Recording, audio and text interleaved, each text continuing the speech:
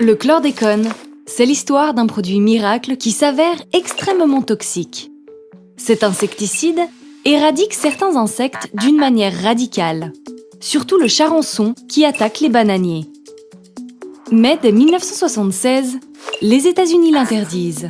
Trop dangereux. Le miracle est en fait un mirage toxique.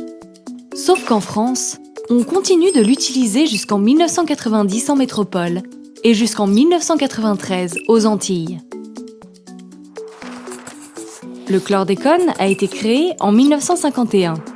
Produite aux États-Unis, la molécule était vendue pour lutter contre les fourmis, le criquet de Floride, le charançon du bananier ou encore les doryphores. Mais, en juillet 1975, un accident industriel déclenche une importante pollution de l'environnement et l'intoxication de la population. Des études montrent alors des atteintes neurologiques et testiculaires. En 1976, le chlordécone est interdit aux États-Unis. Dès les années 1970, plusieurs rapports montrent la dangerosité de la molécule. L'OMS assure même en 1979 qu'il représente un risque cancérogène chez l'homme et le classe comme cancérogène en 1987. Mais pour les autorités françaises, ça ne suffit pas. Le Brésil reprend la production et le pesticide, qui change plusieurs fois de nom commercial, est massivement épandu en Guadeloupe et en Martinique jusqu'en 1993. Conséquence, le chlordécone a contaminé les sols, mais pas seulement. Des études ont montré que les rivières et même le littoral marin sont touchés, tout comme les écosystèmes qui y vivent.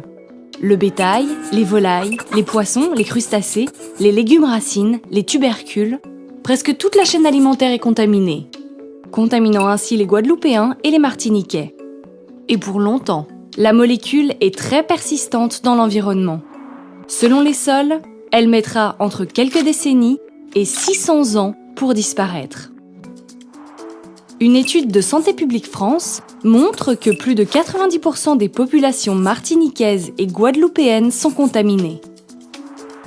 Chez les nouveau-nés, le chlordécone est un facteur de prématurité et a des effets sur leur développement psychomoteur. Chez les adultes, il est soupçonné de favoriser les cancers, et notamment celui de la prostate. La Martinique et la Guadeloupe ont des taux d'incidence parmi les plus élevés au monde. La pollution au chlordécone est devenue un véritable problème de santé publique. Tous les effets de la molécule ne sont pas encore connus et les méthodes de dépollution sont encore à l'état de test. La responsabilité de l'État français a été reconnue. Des milliers d'Antillais se sont engagés dans une action collective pour réclamer au gouvernement une indemnisation du préjudice moral d'anxiété.